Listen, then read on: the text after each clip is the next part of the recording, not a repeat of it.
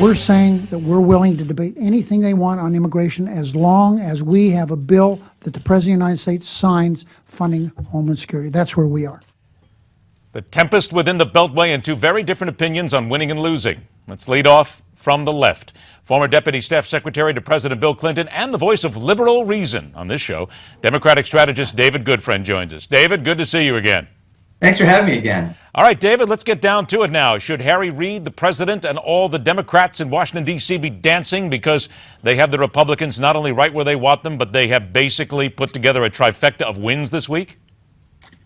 No, I think that would be spiking the football a little prematurely. I mean, look, Harry Reid is taking a page right out of Mitch McConnell's playbook from last year when Senator McConnell was head of the minority in the Senate and proved that you can really stop a lot in the United States Senate without having a full majority. That's the only thing that Harry Reid is doing here. The minority leader is simply saying, we have enough votes to stop the bill from going forward, so you have to deal with us. And that's par for the course in the Senate. I think a bigger question is whether or not the House, if the Senate were to pass a clean funding bill for the Department of Homeland Security, would the House actually pass that? That is the real question of the day, if you ask me. Well, now there seems to be a little bit of a discussion there as well, because people go back to Harry Reid saying, if you, Congress, if you provide us with a clean bill on Department of Homeland Security funding, then we'll pass it. No worries. However, wait a minute. First, that's what he said. Now, this week he's saying, well, wait a minute, let's back up and let's look at a few other things right now. Maybe we can put something else in here. Instead of spiking the football, isn't he really going back on his word a little bit and trying to get a little bit more blood out of this? The honest answer is I don't know. Here's what I understand. It seems that way, though. Wouldn't you say that it seems that way? I think here's what I would say. He definitely tossed the ball back at John Boehner, the House Majority Leader, the House Speaker of the House, excuse me, by saying, look, we'll do this, but I want to know first from John Boehner that the House would actually pass it. That, I would agree, is putting a little bit of the cart before the horse. I'd say let the Senate pass the bill, let the House do what it will. Nothing says this has to be wired in advance. Get the bill out of the Senate. The problem I think you always have with these situations is sort of playing chicken at the 11th hour is that there simply is not enough time for what's called regular order. These deals have to be pre-negotiated between the House and the Senate if they want to, bam, bam, have the votes in Seratum and in front of the president in time to avoid a shutdown.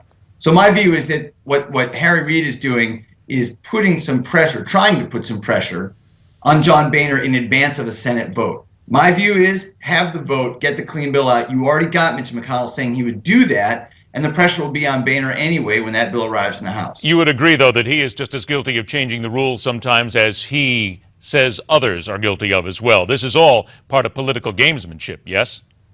I would agree that he's playing Mitch McConnell's game against Mitch McConnell pretty well. Okay, now let's talk about politics here, because again, it is all about a game. You have to make sure that you have your opponent right where you want him.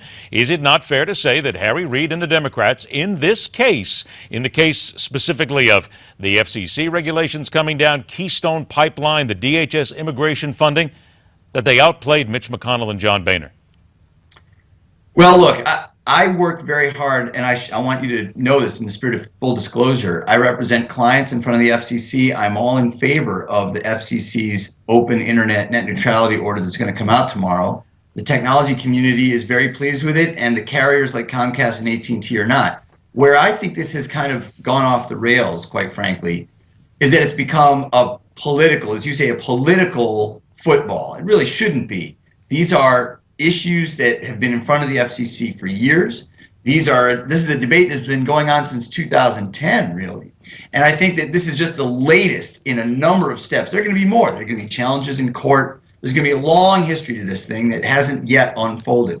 So maybe in this set of downs, the Democrats can say, we had a great set of downs just now, but the game is not over. And I think there are going to be many more events to unfold on the subject of net neutrality. Now, on the subject that you mentioned regarding immigration, there I think, too, we're going to have a lot of other events to unfold. Let's not get ahead of ourselves and start declaring victory or failure on either party's part at this moment. David, 15 seconds left. Fair to say, though, that there will be a lot of galvanizing of hard feelings here from this point forward. This isn't doing anything to bring anybody together. I certainly agree with that. I certainly agree that the partisanship that we saw in the last Congress and last year does not seem to have left us. But I remain optimistic that there are still deals to be made. I'm really rooting for tax reform, and I'm really rooting for a privacy bill, cybersecurity bill. Always giving us the solid side from the left, indeed. David Goodfriend, always a pleasure to have you on the show, my friend. Thanks so much for joining us. Thanks for having me. All right, take care. Is there anyone with a Republican brand that can bring this party together and provide what they seem to be lacking at the moment? Solid leadership. Let's now get the opinion from the right. We'll do that after a short break right here on MidPoint.